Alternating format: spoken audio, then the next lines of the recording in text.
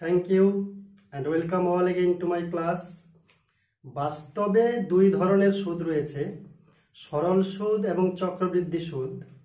আমরা ইতিপূর্বে সরল সুদ সম্পর্কে আলোচনা করেছি এবং তাতে জেনেছি যে সরল সুদ শুধুমাত্র আসলের উপর ধার্য হয়, অর্থাৎ সরল সুদে সেই সুদের সময়কাল ধরে আসল পরিবর্তিত হয় না, আসলের কোনরূপ পরিবর্তন হয় না, আসল স্থির থাকে। কিন্তু চক্রবৃদ্ধি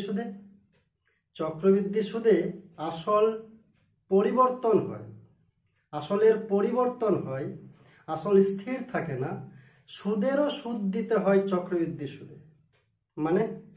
মানে ধরো তুমি 100 টাকা ধার করলে 10% বার্ষিক চক্রবৃদ্ধি সুদের হারে, তো প্রথম বছরে 100 টাকা আসলের 10 টাকা সুদ হবে, কিন্তু পরের বছর সুদ ধার্য হবে আসল 100 টাকার উপরে নয়, ওই আসল 100 টাকা আর অর্জিত সুদ 10 টাকা দুটো যুক্ত হয়ে পরিবর্তিত আসল হবে 110।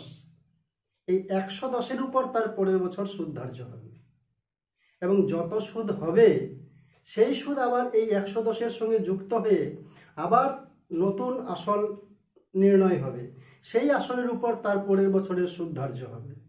তো এইভাবে নির্দিষ্ট সময় অন্তর অন্তর অর্জিত সুদ আর আসল একসঙ্গে যুক্ত হয়ে নতুন পরিবর্তিত আসল নির্ণয় হয় আর সেই আসলের উপর সুদ ধার্য হয়।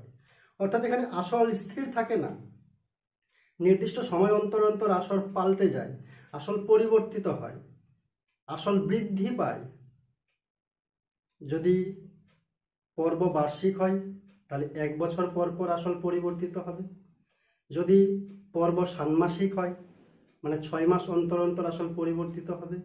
যদি পর্ব ত্রৈমাসিক হয় তাহলে 3 মাস পর পর আসল পরিবর্তিত হবে। আসল পরিবর্তিত হবে কিভাবে? অর্জিত সুদ আসলে যোগ হবে, যোগ হয়ে নতুন আসল উৎপন্ন হবে, পরবর্তী সময়ে সেই আসলের উপর সুদ ধার্য হবে। তো এইভাবে যে সুদ তাকে বলা হয় চক্রবৃদ্ধি সুদ। আজকের আলোচ্য বিষয় এই চক্রবৃদ্ধি সুদ নিয়ে। চক্রবৃদ্ধি সুদে আসল এবং নির্দিষ্ট সময় পরে অর্জিত চক্রবৃদ্ধি সুদ যোগ করে যে পরিমাণ দাঁড়ায় তাকে বলা হয় সমূল চক্রবৃদ্ধি, সমূল চক্রবৃদ্ধি। স বলতে সঙ্গে, মূলের সঙ্গে চক্রবৃদ্ধি, অর্থাৎ এক কথায় সুদাসল যেকে আমরা বলি সরল সুদে, সেটাই হচ্ছে সমূল চক্রবৃদ্ধি। আমরা সমূল চক্রবৃদ্ধি, আসল, বার্ষিক শতকরা চক্রবৃদ্ধি সুদের হার, এই সমস্ত রাশির মধ্যে সম্পর্ক খোঁজার চেষ্টা করব। দেখো,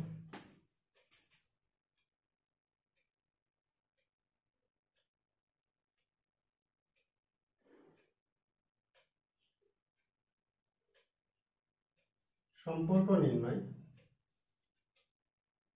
যদি পর্ব বার্ষিক হয়,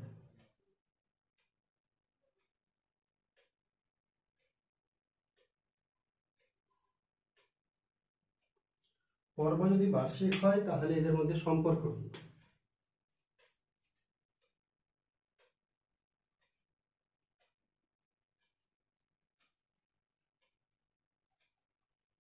ধরি আসল সমান পি টাকা,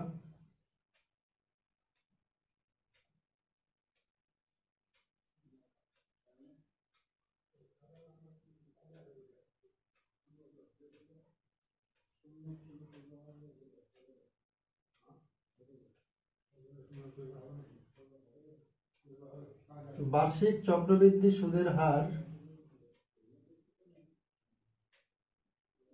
সমান 8%। আসল পি টাকা, বার্ষিক চক্রবৃদ্ধি সুদের হার 8%। তো চক্রবৃদ্ধি সুদে যদি 1 বছর পর্ব হয় তাহলে প্রথম বছরের সুদ ওই সরল সুদের মতোই হিসাব হবে। প্রথম পর্ব পেরিয়ে যাওয়ার পরে যেহেতু অর্জিত সুদ আসলে যুক্ত হয়ে নতুন আসল উৎপন্ন হবে, তাই পরের পর্বে সুদের তফাৎ দাঁড়াবে। কিন্তু প্রথম পর্বে সরল সুদের যা আসল হবে চক্রবৃদ্ধি সুদেও একই আসল হবে, কিন্তু তার নেক্সট পর্বে সরল সুদে যতটা সুদ দাঁড়াবে আর চক্রবৃদ্ধি সুদে তার বেশি সুদ দাঁড়াবে। অতএব প্রথম বছরের শেষে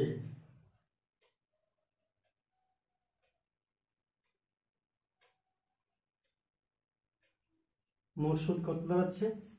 এই সরল সুদের মতোই হিসাব হবে প্রথম পর্বে, অর্থাৎ পিটিআর বাই 100। তাহলে পি টি বলতে 1 বছর, সুদের হার আর বাই 100 এত টাকা equals to P R by 100 টাকা। এই যে প্রথম বছরের শেষে সুদ দাঁড়ালো পি আর বাই 100। এবার এই সুদ আসলের সঙ্গে যুক্ত হয়ে যেটা সমূল চক্রবৃদ্ধি হলো, সেই সমূল চক্রবৃদ্ধি সুদ পরের বার আসল রূপে গণ্য হবে। অর্থাৎ আমরা লিখতে পারি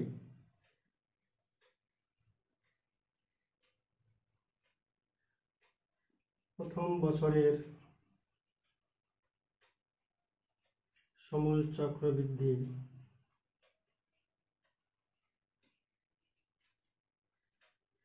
আসল ছিল পি, মূলের সহিত চক্রবৃদ্ধি পি আর বাই 100।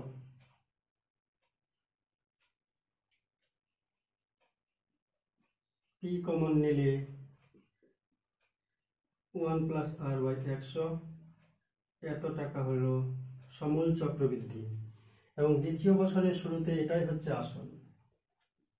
অতএব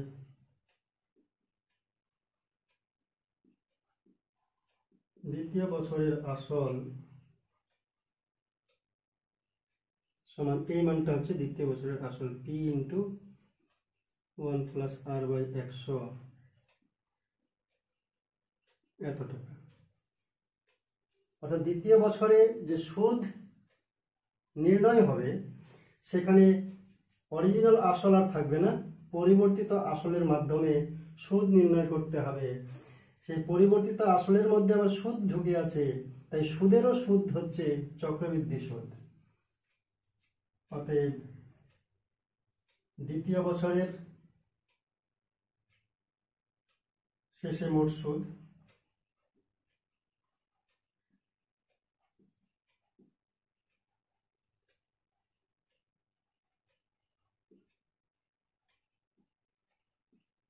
এবার এই আসলের হিসাবে পিটিআর করবো আমরা।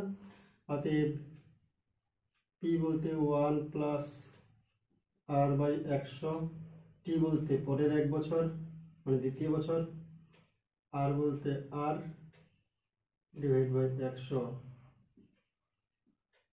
এত টাকা। অতএব 2 বছরে সমূল চক্রবৃদ্ধি, 2 বছর শেষে সমূল চক্রবৃদ্ধি কত দাঁড়ালো?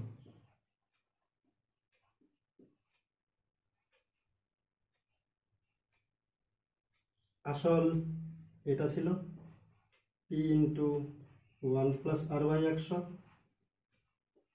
আর চক্রবৃদ্ধি সুদ দাঁড়ালো P 1 plus R by 100 into R divide by 100 এত টাকা। যদি আমরা P into 1 plus R by 100 common নিই দুই জায়গা থেকেই, এখান থেকে এখান থেকে, তাহলে এখানে 1 বাজবে শুধু, ওখানে আর বাই 100 বাজবে। মজার বিষয় দুটি আবার একই রাশি হয়ে গেল। এখানে 1 প্লাস আর বাই 100, এখানেও 1 প্লাস আর বাই 100, তাই দুটো মিলে স্কোয়ার হয়ে যাবে, তাই জায়গার অভাবে এখানে একবারে স্কোয়ার মিললাম। এত টাকা হচ্ছে সমূল চক্রবৃদ্ধি 2 বছর শেষে। এটা যে সমূল চক্রবৃদ্ধি হলো, অর্থাৎ চক্রবৃদ্ধি সুদ আসল মিলে রয়েছে এখানে, নেক্সট বছর তৃতীয় বছরের শুরুতে এইটাই হয় পরিবর্তিত আসল, এই আসলের উপর সুদ ধার্য হবে 3 নম্বর বছরের সময়কালে। অতএব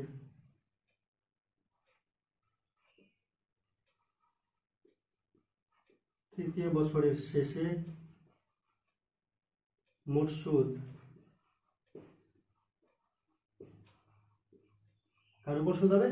এটার উপর সুদ হবে।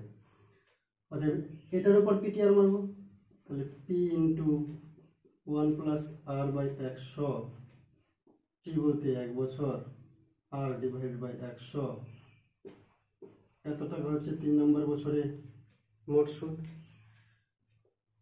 অতএব 3 বছরে সমূল চক্রবৃদ্ধি,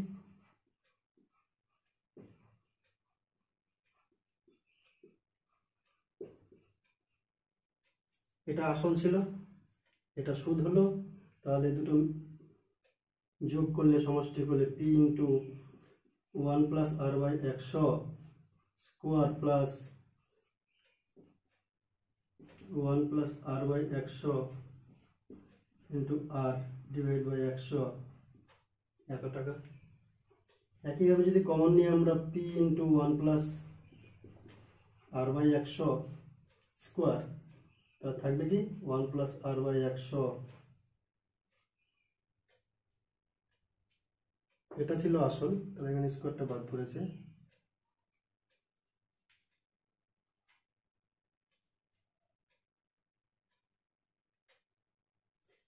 P into 1 plus R by 100 square common নিলাম, তাহলে থাকলো এখান থেকে 1, আর এখান থেকে P into 1 plus R by 100 square চলে গেছে, তাহলে এখান থেকে আর বাই 100, এটা মিলে হচ্ছে P into 1 plus R by 100 এর হোল কিউব, এত টাকা। একটা চমৎকার ছন্দ খুঁজে পাচ্ছি আমরা, মিল খুঁজে পাচ্ছি। 1 বছরে সমূল চক্রবৃদ্ধি মানে সুদাসল মিলে P into 1 plus R by 100, পাওয়ারে 1 আছে এখানে মনে মনে। 2 বছরে সমূল চক্রবৃদ্ধি P into 1 plus R by 100, পাওয়ারে 2 হয়ে গেল যেহেতু 2 বছরের।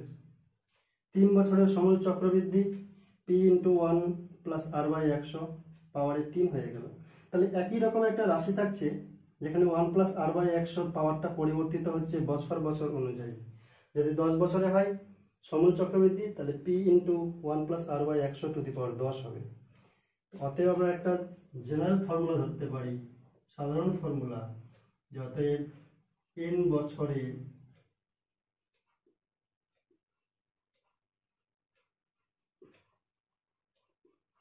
সমূল চক্রবৃদ্ধি কি হবে, P into 1 plus R by 100 to the power n, এত টাকা। অতএব n বছরের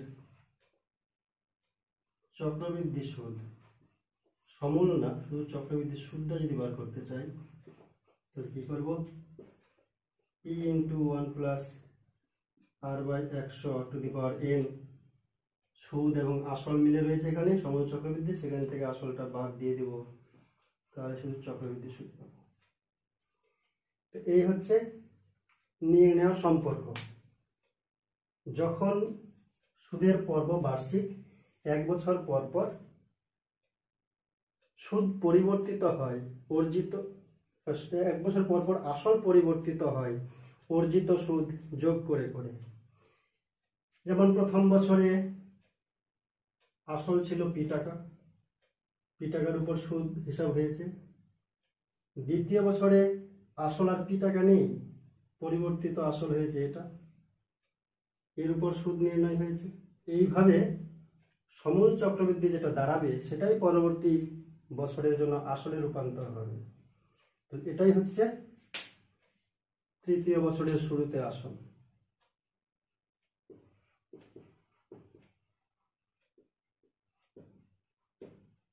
তৃতীয় বছরের শুরুতে আসল, তৃতীয় বছরের আসল, পরিবর্তিত আসল। দ্বিতীয় বছরের যেটা সমূল চক্রবৃদ্ধি সেটা হচ্ছে তৃতীয় বছরের আসল। তো এইভাবে আমরা n বছরের চক্রবৃদ্ধি সুদ যদি বার করতে চাই তাহলে p into 1 plus R by 100 to the power n, যদি চক্রবৃদ্ধি সুদ বার করতে হয় তাহলে আসলটাকে বিয়োগ করে দিতে হবে, তাহলে আমরা পেয়ে যাব n বছরের চক্রবৃদ্ধি সুদ। এবার সুদের পর্ব যদি বার্ষিক না হয়ে ষান্মাসিক হয়, ষান্মাসিক মানে 6 মাস অন্তর অন্তর আসল পরিবর্তিত হবে। কিভাবে? অর্জিত সুদ যোগ করে করে। তাহলে কিরকম হবে? আমরা এটাতেই পাল্টে দিতে পারি যে পর্ব ষান্মাসিক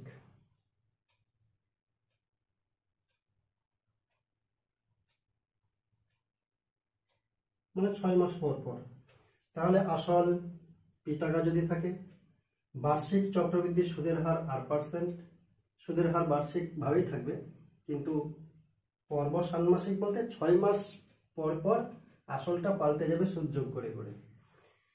তাহলে প্রথম বছর না, প্রথম 6 মাসের এটা পরিবর্তিত হয়। প্রথম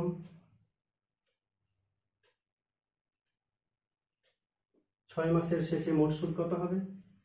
6 মাস পিটিআর, টি বলতে 6 মাস, 6 মাস মানে হাফ বছর,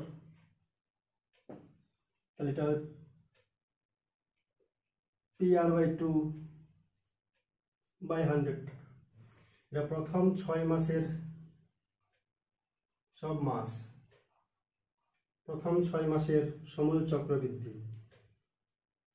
এটা হচ্ছে দ্বিতীয় 6 মাসের,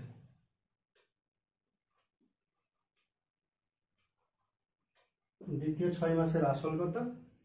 এই চক্রবৃদ্ধি হলো, ওটাই হচ্ছে আসল। তাহলে দ্বিতীয়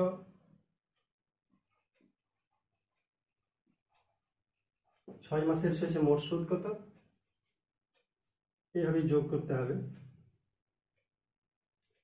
দ্বিতীয় 6 মাসের শেষে মোট সুদ ওই PTR/100, এখানে আবার আসবে টি এর জায়গায় হাফ বছর। 6 মাস মানে হাফ বছর, অর্ধেক বছর, তাই অর্ধেক টাইমের জায়গায় 1 থাকবে না আগের মতো, এটা হাফ হয়ে যাবে। তাহলে এটা হচ্ছে দ্বিতীয় 6 মাসে, অতএব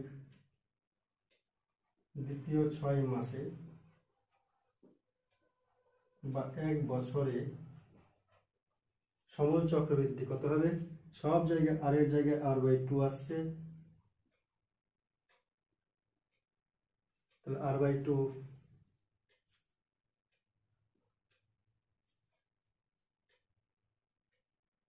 এটাই হবে তৃতীয় 6 মাসের আসল।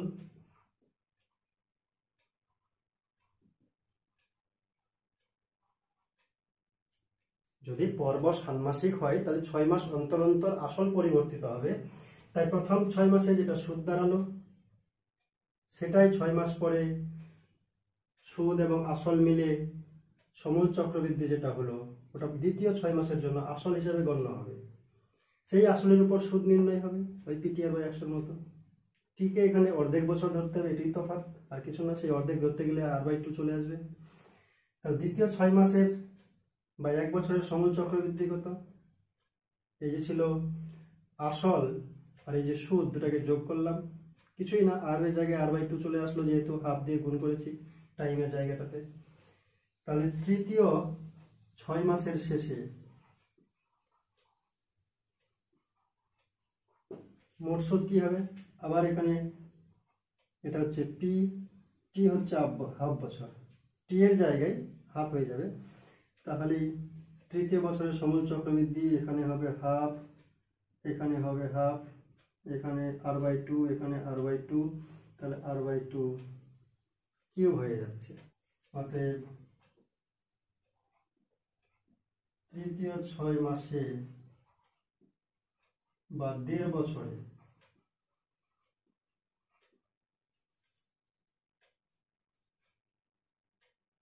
তাহলে আমাদের এখন তুলনা করতে হবে এইভাবে, 6 মাস 6 মাসে আছে, যদি বছর বিবেচনা করি তাহলে প্রথম 6 মাসের চক্রবৃদ্ধি সুদ, প্রথম 6 মাস, যেহেতু 6 মাস পর্ব, তো প্রথম 6 মাসে বছর কত? হাফ বছর।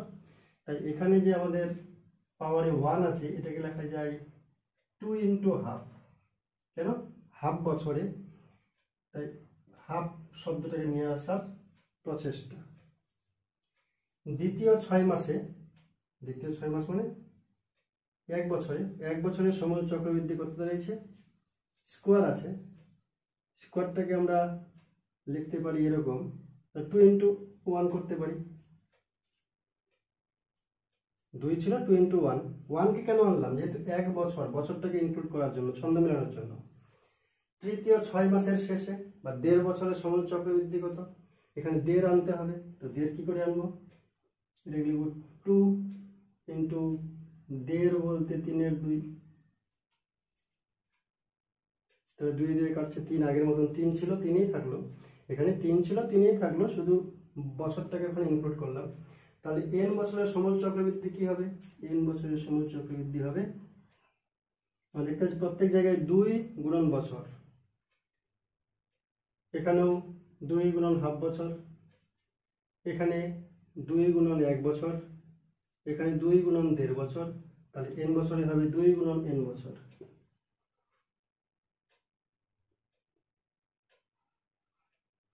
পরিবর্তন r এর জায়গায় r/2 হয়ে যাবে, আর বছরের জায়গায় বছরই থাকবে, একটা 2 গুণ হবে। তো পর্ব ষান্মাসিক, ষান্মাসিক বলতে বছরে 2 বার,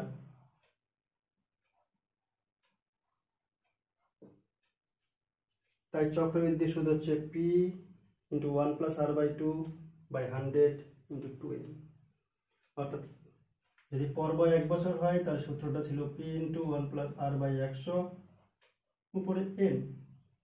যদি পর্ব 2 বছর হয়, 2 বার হয় বছরে, তাহলে p ইন্টু 1 প্লাস r/2, যেহেতু 2 বছরে নিচে 100 উপরে বছরে 2n।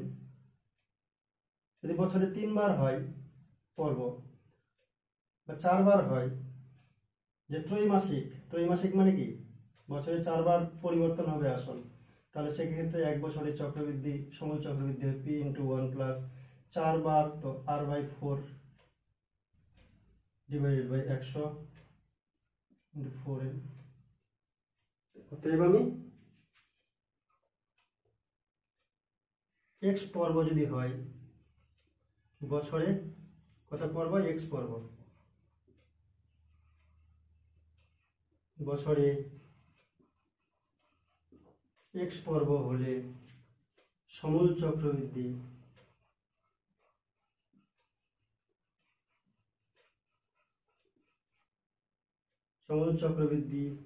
p into 1 plus r/x divided by 100 to the power x n, এত টাকা হবে সমুল চক্রবৃদ্ধি।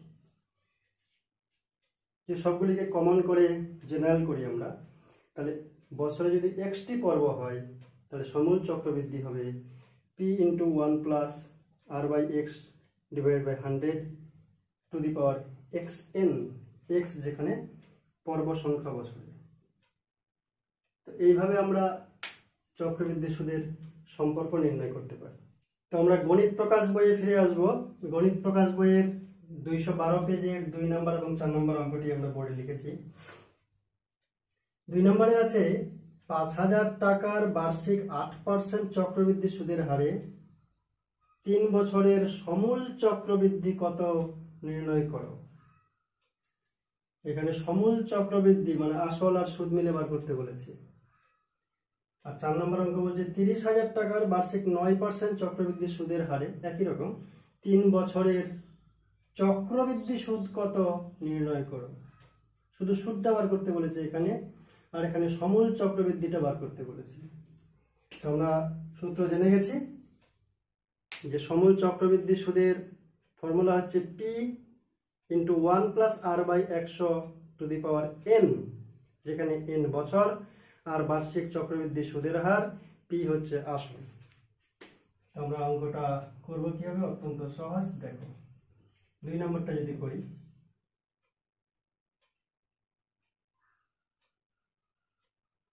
আসল p প্রদত্ত বা দেওয়া আছে, আসল p সমান 5000 টাকা,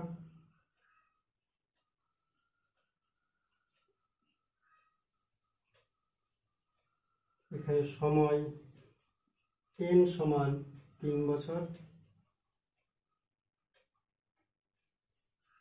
বার্ষিক চক্রবৃদ্ধি সুদের হার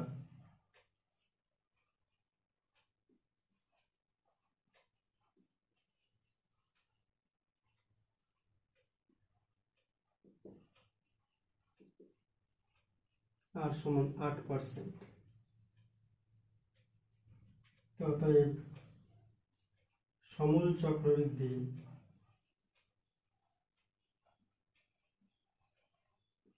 কি সূত্র জানতাম আমরা? P into 1 plus r by 100 to the power n। তাহলে পি এর জায়গায় হবে 5000 টাকা, আর বলতে 8, নিচে 100, n বলতে কয় বছর? 3 বছর। এত টাকা তাহলে হচ্ছে 5000। এটা যদি আমরা লসাগু করি তাহলে নিচে 100, উপরে আসবে 100 একে 100 আর 8 মিলে 108, একবারে করে দিলাম 108 তার কিউব। এতটা কিউব আছে মানে 3 বার, তাই আমরা 108 বাই 100 একবার, 108 বাই 100 আর একবার, 108 বাই 100 আর একবার। এত টাকা। 2 শূন্য 2 শূন্য কাটলো, 50 2 100, 2 54 108। এবার 108 108 গুণ করতে হবে আর 54 গুণ করতে হবে, তাকে 100 দিয়ে ভাগ করলে আমরা টাকাটা পাবো। একটা চমৎকার ট্রিক্স এখানে বলে দিই আমি। 108 108 যদি গুণ করি,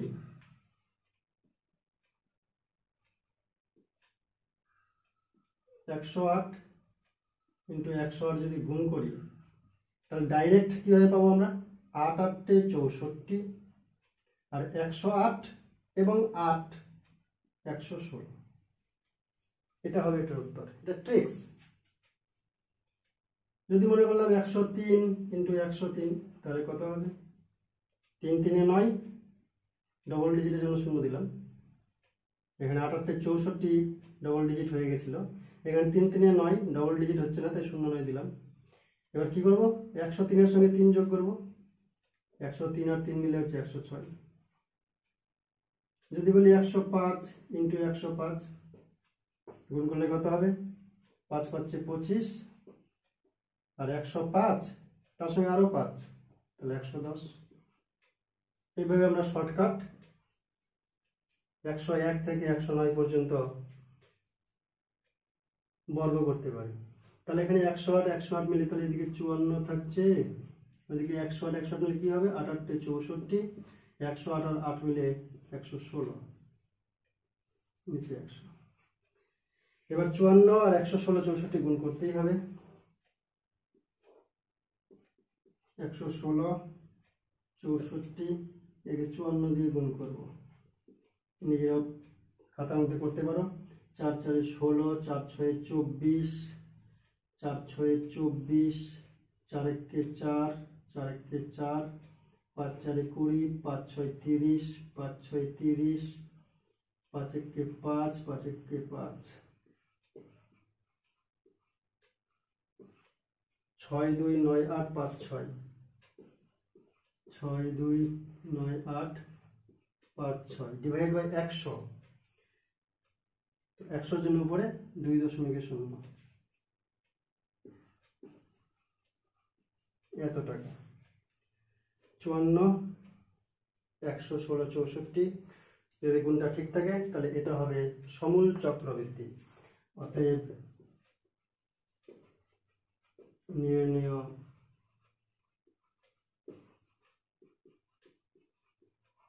সমূল চক্রবৃদ্ধি সমান 62 98.56 এত টাকা। যদি আমরা 4 নম্বর অঙ্কটি করি যে 30,000 টাকার বার্ষিক 9% চক্রবৃদ্ধি সুদের হারে 3 বছরের চক্রবৃদ্ধি সুদ কত নির্ণয় করো। গতবার সমূল চক্রবৃদ্ধি, তাই সমূল চক্রবৃদ্ধির ফর্মুলা বসিয়েছিলাম, কিন্তু এবার শুধু মোট চক্রবৃদ্ধি সুদ কত 3 বছরে। 30,000 টাকার 9% বার্ষিক চক্রবৃদ্ধি সুদের হারে কত সেটা নির্ণয় করবো। সুদ বার করতে হবে। তাহলে কি করবো আমরা? যদি চক্রবৃদ্ধি সুদ বার করি তাহলে এখানে লিখবো অতএব মোট চক্রবৃদ্ধি সুদ এটা সমূল চক্রবৃদ্ধি, চক্রবৃদ্ধির সুদ আর আসল মিলে এটা, তাই এখান থেকে আসলটাকে বিয়োগ করে দেব, তাহলে আমরা ফর্মুলা পেয়ে গেলাম শুধু সুদের মানে চক্রবৃদ্ধি সুদের। এবার মান বসাবো। পি বলতে 30,000, এগুলো পাল্টাবো না। প্রদত্ত আসল পি এর মান এবার 30,000, সময় 3 বছর, বার্ষিক সুদের হার 9%। তাহলে 30,000 1 প্লাস আর বলতে 9%, 9/100 two the power 3 minus P বলতে 30,000।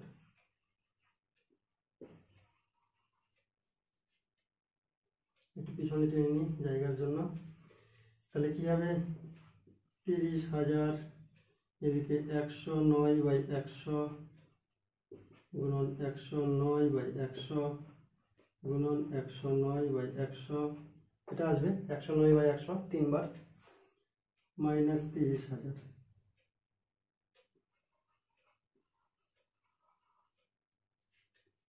একইভাবে আমরা করব, 2 শূন্য 2 শূন্য কাটলো, আবার 2 শূন্য আবার 2 শূন্য কাটলো, 109 আর 3 গুণ করলে 3 9 27, এটা গুণ করলাম 3 আর 109। এবার 109 109 গুণ করব, কত হয় বলো তো? 109 109 যদি গুণ করি 9 9 81, আর 109 এর সঙ্গে আরো 9 যোগ, প্রথমে 9 9 গুণ, তারপরে 109 এর সঙ্গে 9 যোগ 118।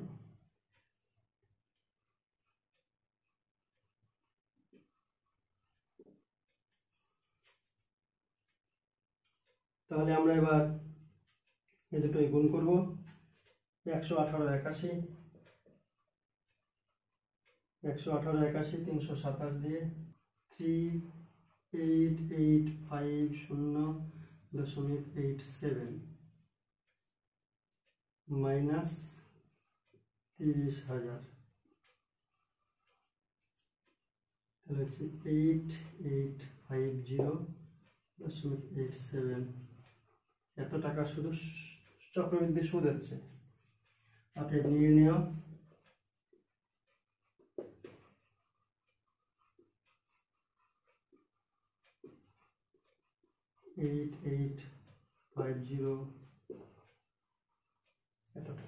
নেক্সট অঙ্ক 5 নম্বর অঙ্কটি, বার্ষিক 5% চক্রবৃদ্ধি সুদের হারে 80,000 টাকার 2.5 বছরের 2.5 বছরের সমূল চক্রবৃদ্ধি কত হবে তা হিসাব করো। 2.5 বছর, পাওয়ারে 2.5 হলে জটিল প্রক্রিয়া হয়ে যায়, তো 2.5 বছরের সমূল চক্রবৃদ্ধি, বার্ষিক হচ্ছে সুদের পর্ব, তাই প্রথম 2 বছরে যে সমূল চক্রবৃদ্ধি হবে, প্রথম 2 বছরে যে চক্রবৃদ্ধি সুদ আর আসল মিলে যত দাঁড়াবে, 2.5 বছর বলতে পরের হাফ বছরের জন্য, টাইমটা হাফ, সেই হাফ বছরের জন্য আসল এই সমূল চক্রবৃদ্ধি 2 বছর শেষে সেটাকে আমরা ব্যবহার করব। কিভাবে দেখো, আসল কত দেওয়া আছে, আসল পি সমান 80,000 টাকা, বার্ষিক চক্রবৃদ্ধি সুদের হার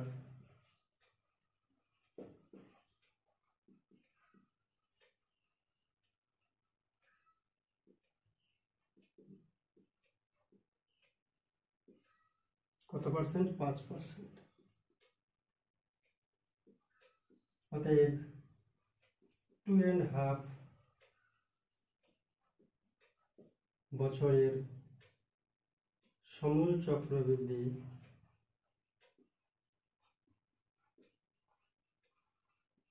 সমান 2 বছরের সমূল চক্রবৃদ্ধি প্লাস পরবর্তী হাফ বছরের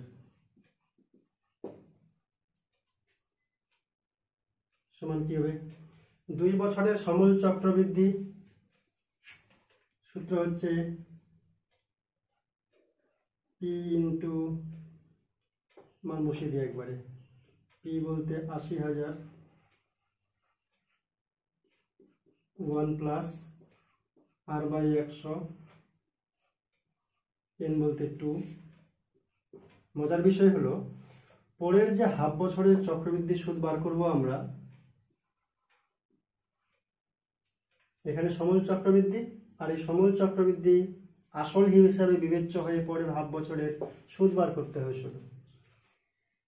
তাহলে সেখানে আমরা এটাকে ইউজ করব আসল হিসাবে। তাহলে 80,000 into 1 plus 5/100 square into half আর 5%-এর 5 আর নিচে হলো 100,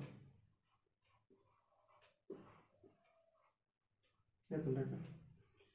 আমরা কমন নিতে পারি 80,000 কমন নিয়ে নিলাম, 80,000 আর 1 প্লাস এটাকে 105/100 করে নিই একবারে। আচ্ছা পরের লাইনে করবো না, তাহলে এখান থেকে 1 থাকলো কমন নেওয়ার পরে এই ফ্যাক্টরটা কমন নিলাম এখান থেকে, তাহলে এখান থেকে 1 বাঁচলো, এখান থেকে তাই তো 1/40 এত টাকা। তাহলে 80,000 ইন্টু 105/100 ইন্টু 105/100 ইন্টু 41/40 এত টাকা। হিসাব করে দেখি মিলছে কিনা। 0000 কাটলো, 0000 কাটলো, ভেরি গুড। এবার কি করবো আমরা 8 আর 41 গুণ করি, 105 105 আলাদা করে, 8 1 8 8 4 32, 105 105 গুণ করলে কত হবে?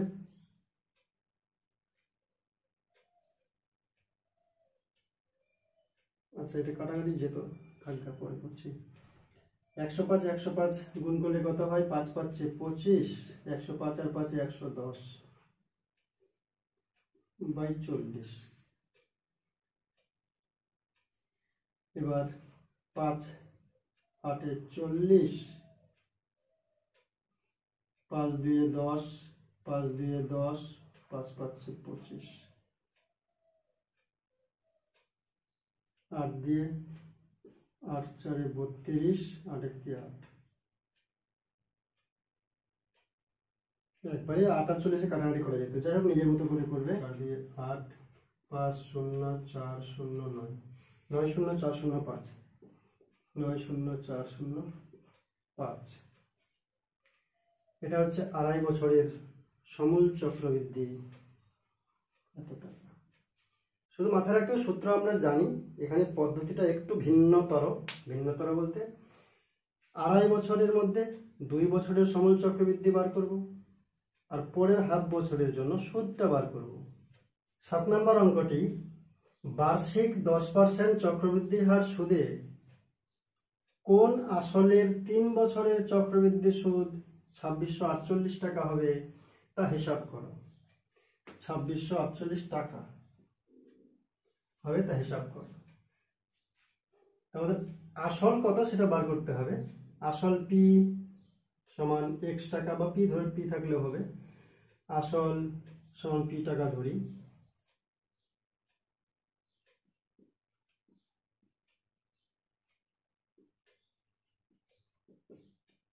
বার্ষিক চক্রবৃদ্ধি সুদের হার দেওয়া আছে r = 10%, সময় দেওয়া আছে n = 3 বছর। মাথায় রাখতে হবে চক্রবৃদ্ধি সুদের সময় n দিয়ে ডিনোট করি, সরল সুদে আমরা t দিয়ে ডিনোট করি, দুটোকে গন্ডগোল পাকালে চলবে না। চক্রবৃদ্ধি সুদ দেওয়া আছে, অতএব প্রশ্ন অনুসারে চক্রবৃদ্ধি সুদের ফর্মুলা আমরা কি জানি? p × 1 plus r/100 two the power n minus p equal to চক্রবৃদ্ধি সুদ।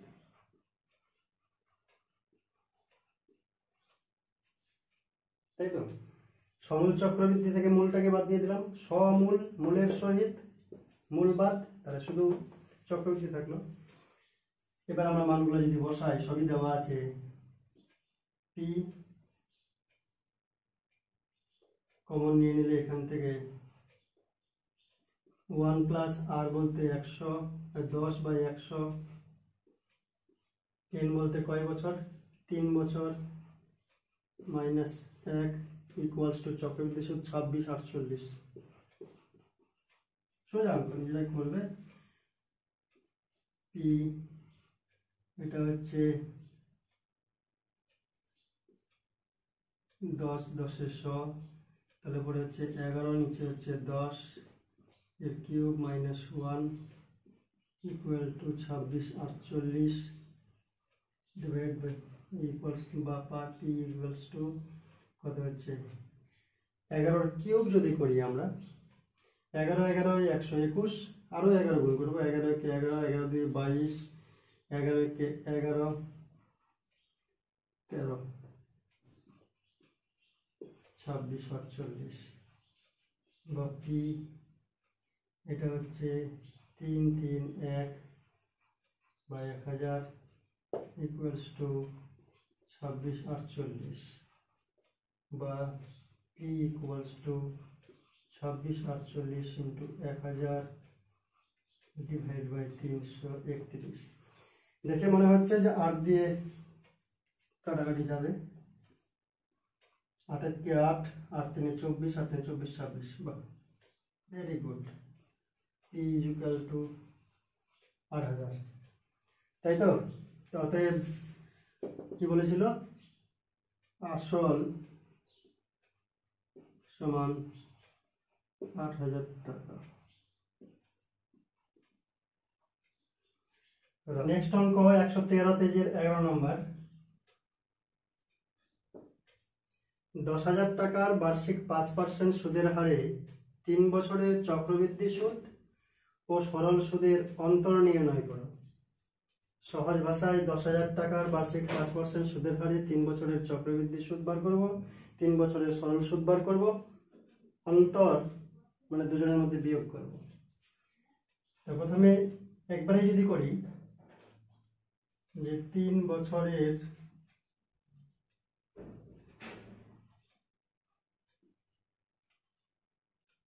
চক্রবৃদ্ধি সুদ, আমরা সূত্র কি জানি, P into 1 plus R by 100 to the power n, এটা সমূল চক্রবৃদ্ধি, এখান থেকে মূলটাকে বিয়োগ করব, তাহলে এত টাকা। দেখে দেখে মানগুলি বসিয়ে দেব। পি বলতে 10,000, আর বলতে 5%, n বলতে কয় বছর, 3 বছর, পি বলতে আবার 10,000।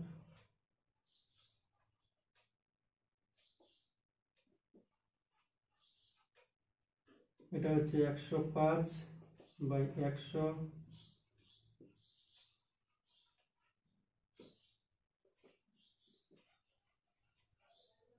105/100 105/100 105/100 তিনবার কিউব আছে যেহেতু, 0 0 কাটলো, 0 0 0 কাটলো।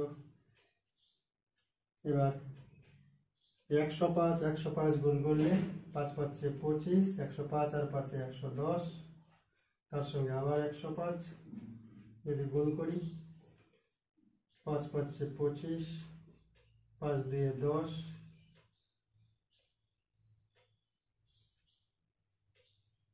5 1 5, 5 1 5, 5 2 0 1 1, 5 2 6 7 5 1 1, 11 57 625, 11 57 625, নিচে 100 আছে তাই 2 ঘর আগে দশমিক, বিয়োগ 10,000 কত হয়, 1 2 3 4 5, 1 2 3 4 5 তাহলে হবে 1576.25 এত টাকা বিয়োগ করলে। তো 3 বছরের চক্রবৃদ্ধি সুদ পেলাম। এবার 3 বছরের সরল সুদ বার করব না।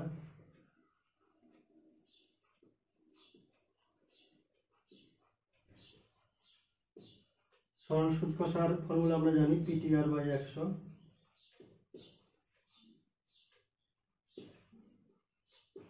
P বলতে 10,000, T বলতে 3 বছর, R বলতে 5%, 5 3 1500 টাকা।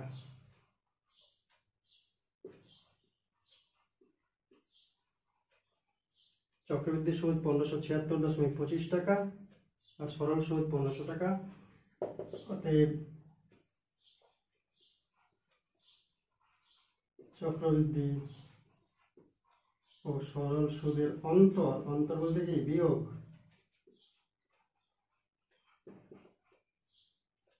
1576.25 বিয়োগ 1576.25 টাকা। Very good. তো এইভাবে চক্রবৃদ্ধি সুদের ফর্মুলা থেকে আমরা চক্রবৃদ্ধি সুদ বার করব, সরল সুদের ফর্মুলা থেকে সরল সুদ বার করব, অন্তর মানে বিয়োগ করব। Easy, very easy. যদি বার্ষিক 10% হারে কিছু টাকার 3 বছরের চক্রবৃদ্ধি সুদ আর সরল সুদের অন্তর 930 টাকা হয়, তবে টাকার পরিমাণ কত হিসাব করো। তো আমরা চক্রবৃদ্ধি সুদের ফর্মুলা লিখেছি, এখানে মানগুলি বসাবো। পি বলতে জানি না, টাকাটা বার করতে হবে। তো পি বলতে পি 1 প্লাস আর বলতে 10%, 3 বছর, এটা কত হচ্ছে হিসাব করলে পি কমন নিলাম, এটা হবে 10 11/10 এর cube minus 1 P 1331 minus 100 divided by 100। একবার করেছি, এরকম একটা মান ছিল, না হলে করে নিতে হবে। তাহলে হচ্ছে কত 331 p divided by। আর 3 বছরের সরল সুদ, 3 বছরের সরল সুদ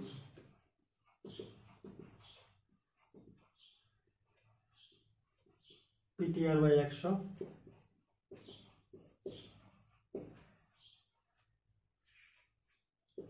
সমান পি বলতে পি এর মানটাই তো বার করতে হচ্ছে। টি বলতে 3 বছর, আর বলতে 10%,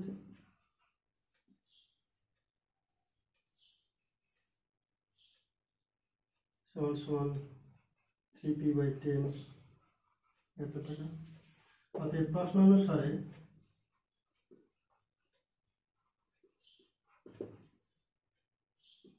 (331p/1000 minus 3p/10 equals to 930 টাকা।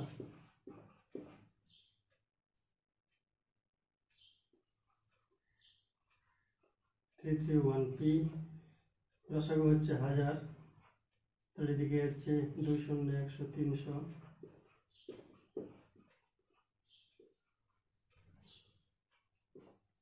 31p/1000 equals to 930, বা p equals to 930 into 1000 divided by 31 3, বা p equals to 30,000। অতএব আসল